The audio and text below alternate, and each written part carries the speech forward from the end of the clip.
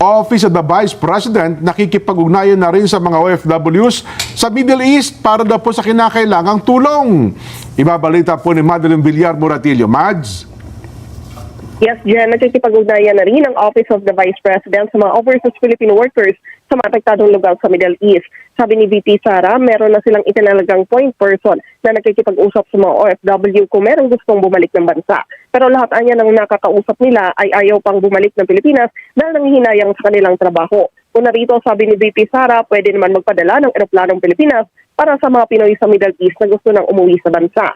Nagawa na niya ito noong COVID-19 pandemic para may uwi nila yung mga taga Davao na naipit sa Metro Manila. Pero sabi ng Malacanang, sarado pa ang airspace. Buwelta naman ni Palace Press Officer Undersecretary Claire Castro, dapat inaalam muna ng Vice Presidente ang mga programa ng gobyerno bago ito magsalita. Giti Castro, ang isang leader, nagbibigay ng opinyon o mungkahi ayon sa sitwasyon at kondisyon ng stakeholders at hindi batay sa pahayag ng kaibigan.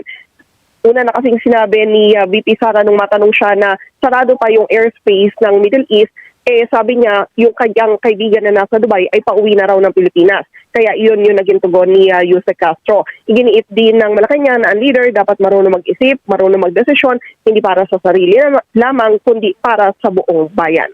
Balik sa inyo dyan, Jen. Pero kayo na, nilatag namin ni Nelson, marami ng bansa ang gumawa ng kaparaanan, Mads, na mapauwi ang kanilang mamamayan sa kanilang mga bansa. Pwede naman pala eh.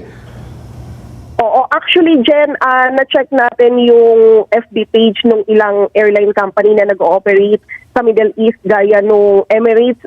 Mag-start na sila ng kanilang partial operation. Bagamat limitado lang, pero at least nagbubukas na rin. Yung Qatar Airways sa mga darating na araw, magkakaroon na rin ng partial operation. Ayun. Kapag pinayagan na sila. Meron ka bang report kung gaano karami na? Kasi noong nakaraan, 1,416 daw. Nakauwi, 60. Meron pa ba? Nadagdagan pa ba yung bilang ng OFWs na gusto umuwi? Wala pa tayong updated, Jen Ang sa pagkakaalam lang natin, nasa higit 1,000. Pero combined na yon. Yung mga OFW, kasi marami doon sa mga pauwi, yung mga talagang tapos na yung kontrata na naipit lang nung gulo. Ayun, kaya talaga hindi nakaschedule na makauwi umuwi. sa Pilipinas. Oo, yung iba naman bakasyon, nakaschedule ng bakasyon. Ayun. Okay, Mads, thank you. Ano ha?